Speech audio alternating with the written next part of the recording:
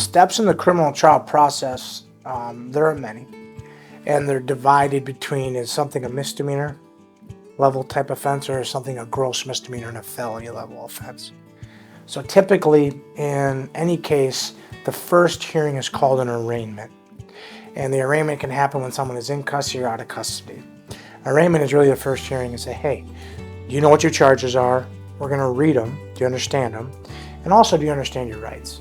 Now, your rights are the same in both misdemeanor, grosses, and felony type cases. The only difference is one would have a trial by 6 people in a misdemeanor, and a trial by, or a misdemeanor, gross misdemeanor of 6, and then a trial by 12 in a felony level case. So those are the only differences. Otherwise, your rights apply.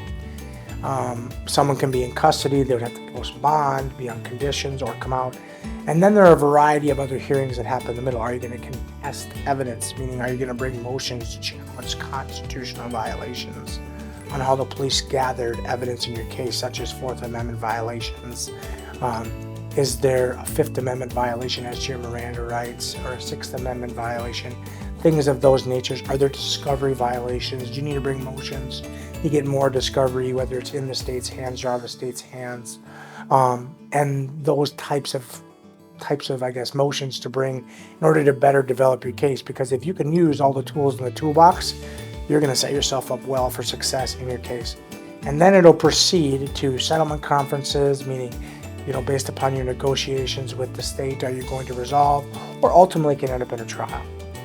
And then obviously, as you develop your trial through your private investigation, through your analysis of the evidence, to your pre-trial rulings on motions, it'll really serve up well what your strategy is to best attack this case and hopefully win this case.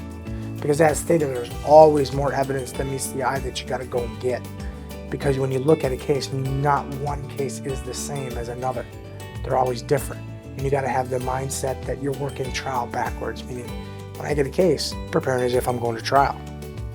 And then the pieces will fall in place and the great results will follow by having that mindset.